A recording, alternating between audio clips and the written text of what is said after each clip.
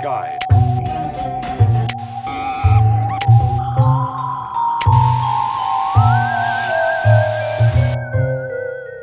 What happens when you take a man too afraid to die and make him an officer in the military? Well, you get today's Tales from the Crypt episode titled Yellow. I call tonight's tale Yellow. The episode begins in France 1918 during the First World War. Dan Aykroyd's in this one, well now I expect nothing but laughs. It's the 49th day of continuous battle against the German forces, and this stunt was so impressive they showed it twice. Sergeant Ripper is looking for Lieutenant Martin Calthrob, but all he finds are the bodies of his men. You seen the lieutenant? Back over there, Sarge. Amongst all the gunfire and bloodshed, he manages to make it back to the trenches where he finds the lieutenant, cowering in a little alcove. Ripper wants to know where the hell he's been and why he hasn't made the order for the troops to take the hill. I want you to order the men to retreat. I can't do that. Sergeant Ripper regrettably fires the flare, signaling all the men to retreat. Captain Milligan makes his way to the general while the men are retreating, and I'm not an expert on bayonets, but are they supposed to bend like this? Any word from the line yet? No, sir. They should be reaching the top of Round Hill right about now. Their plan is to overtake a hill, which will help stall the Germans just long enough for them to get their men back. However, Ripper arrives to inform the general of what Lieutenant Calthrob made him do. Retreat? Who ordered a retreat? Lieutenant Calthrop, sir. Are you saying my son ordered a retreat? Things get spicy when it's revealed Lieutenant Calthrop disobeyed a direct order from the general, who is also his father. Despite the cowardly order, they still plan on taking that hill by moving up B Company. The line's dead, General. Probably the Germans, sir. Contact has been cut to B Company, most likely by the Germans, so the general orders Sergeant Ripper to take a couple wiremen along with his son to fix it. Both the captain and sergeant are both hesitant to bring along the general's son, and for good reason. Begging the general's pardon, sir. I don't know how to put... Just spit it out, man. He's yellow, sir. The lieutenant is ordered in by the general, and his body language shouts that he really shouldn't be here.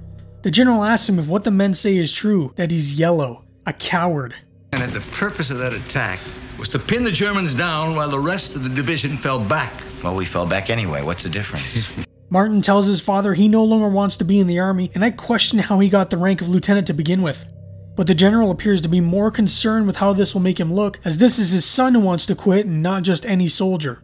If you lead this patrol, I'll transfer you to the rear to get you off the front lines. The general makes a deal with him that if he leads the squad to fix the communications line, then he'll transfer him off the front lines and out of the conflict. Honestly, if I was one of these guys, I'd be asking for anyone but him. Let the men and me go fix the cable. Someone's got to cover us. The sergeant takes the two wiremen with him and gives Martin a whistle to blow if he sees any approaching Germans.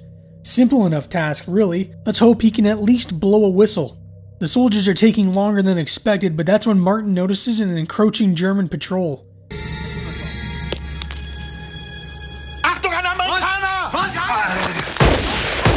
The knob drops the whistle, alerting the Germans to his position and screwing over the sergeant. Both groups of men are killed in the conflict, with the Germans taking out the sergeant with a grenade. Why didn't you blow the whistle? You're supposed to warn us. Martin returns, telling the captain they were ambushed by Germans who surrounded them, claiming he was the only survivor. He tells his father he fired his weapon, killing every German he could, and barely made it back alive. His father is proud of him, telling him no one could ever call him a coward again. What the hell is going on here? You yellow bastard. Get the medics! God damn coward. Well, that didn't last long. The sergeant made it back to the trench, literally holding his guts inside with his helmet. He tells the general Martin could have warned them about the German patrol, but he's a coward and ran. You left me to die. Yeah. Martin says he killed the Germans and isn't the coward he's being made out to be. This weapon's never been fired. Arrest this man. His father slapped him so hard, Dana White is looking to sign him up for power slap. Martin is arrested and brought to the local church where they commence with his court-martial. That you've been found guilty of the charges lodged against you. Penalty for this crime is death by firing squad. Imagine how it must feel to be sentencing your own son to death. Martin was scared to die, so he fled, but because of this, he's gonna die anyways. Even the captain thinks what the general's doing is a bit harsh, but I think he doesn't want to appear soft in front of the other men because it's his son. Captain Milligan came and took away my belt. I'm here because I'm afraid to die. The general visits with his son, who is now awaiting his punishment, and Martin tells his father this whole thing was to make him happy. He joined the military to make his father happy, but it was never what he wanted. All he ever wanted was his father's approval. That is what I'm really guilty of, isn't it, Father? Huh?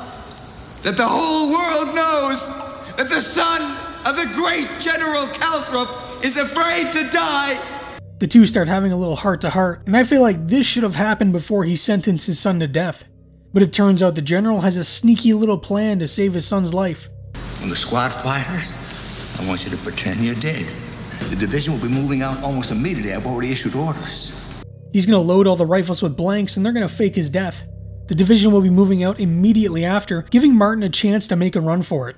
He'll have a pack full of supplies ready for him in the ditch where he'll fall, but all his father asks is that he faces the firing squad without fear to show everyone just how courageous he really is. Looks like a nice day to die, Father. God, whatever they do, just keep Alec Baldwin away. Martin stands upon the perch, overlooking the bodies of others who have met similar fates. In the name of the American people, the American Expeditionary Force, the 101st Infantry Regiment, all the members of Ducks Unlimited, the Association for the Advancement of Retired Persons, you are to be executed by rifle fire immediately. You can really cut the tension at this point with a knife. Martin says some final words and is given his last rites, while the firing squad readies their rifles.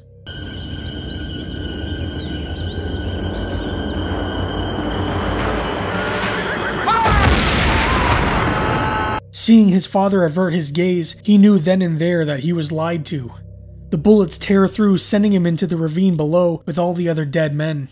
He died like a man. Yes. My son is not yellow. All that seemed to matter to the general was that his son wasn't seen as a coward. It didn't matter that he died, so long as the rest of the men saw him as being brave in the face of death. Makes you think who was wrong in this entire situation. The fearful son who wanted no part in this, who ultimately caused the death of some men, or his father who was willing to sacrifice his only son just so it wouldn't make him look bad. Yellow is a very good episode and very different from all of the others. There is no cheating spouse or greedy businessman, no ghoul to come back and get revenge. No, it's simply a war tale about a man too afraid to fight and his father unwilling to let the men think he raised a coward. It's not scary, but it is very tense and not something you would expect from Tales from the Crypt. It was directed by Robert Zemeckis, who helmed such classic films as the Back to the Future trilogy, Who Framed Roger Rabbit, and Forrest Gump. Originally, Steven Spielberg was set to direct the episode, but because of scheduling conflicts, he was unable to do so. Yellow started off as part of a TV anthology pilot called Two-Fisted Tales. It was seen as more of a thriller suspense-themed series that would follow a gunfighter named Mr. Rush, played by William Sadler, who would be the show's host, similar to the Crypt Keeper. 3 stories were created for the pilot, but only Yellow was taken directly from the pages of EC Comics.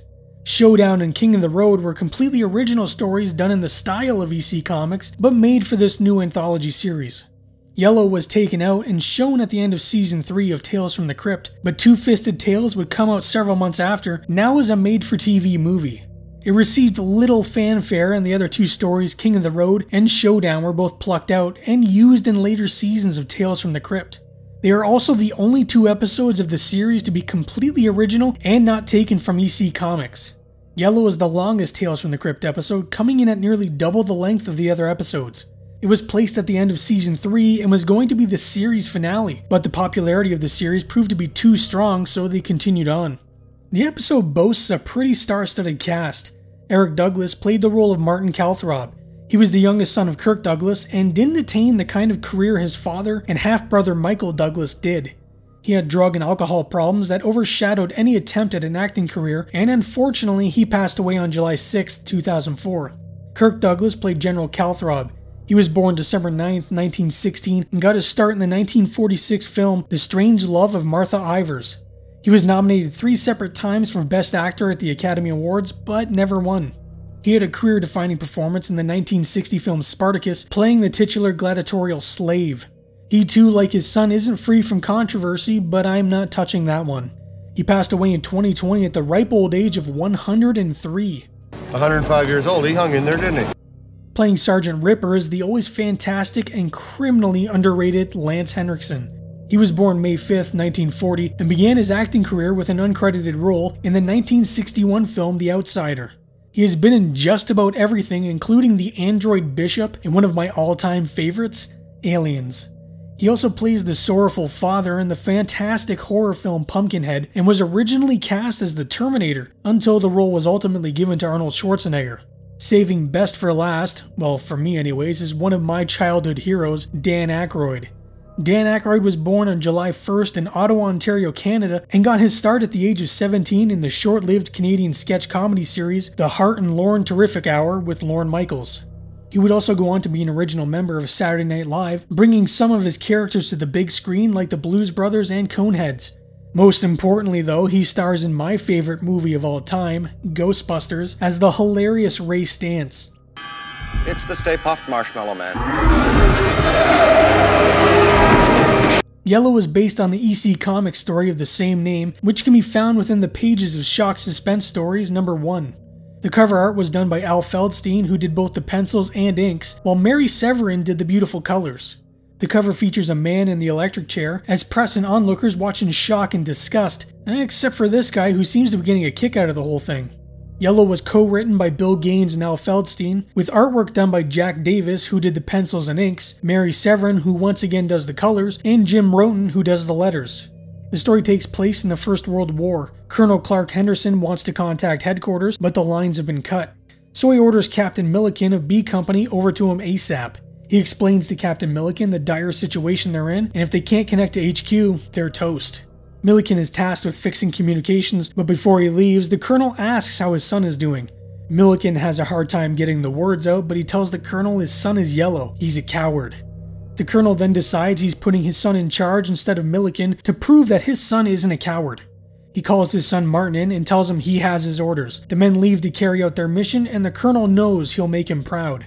Early the next morning, his son returns, gasping for breath. The entire squad is wiped out. There was a trap waiting for them, and they were unable to fix the lines. The Colonel goes in to comfort his son when Captain Milliken comes in the room carrying a wounded Sergeant Hefner. "He ran out on us. He left us to fight them off." While he hightailed it out of there. Captain Milliken insists Martin be placed under arrest and court-martialed for deserting his men while they were under fire. The Colonel has no choice but to agree, and his son is placed under arrest. Martin is found guilty and sentenced to death by firing squad at 0600 hours, just 2 hours from now. As dawn approaches, the firing squad moves into the shack where Martin is being held. The Colonel approaches and asks to speak to his son one last time. Martin tells his father all he ever wanted was to be proud of him, but never cared how he felt. The Colonel tells his son he's not gonna die. He's rigged the rifles with blanks, and as soon as it's done, they're gonna pull out. Martin just has to lay still and pretend he's dead. Martin is marched to a low hill and seems to be much calmer than usual. He's asked if he wants a blindfold, but says he would rather watch. He finds his father amongst the soldiers and grins at him. His father winks back when the rifles go off.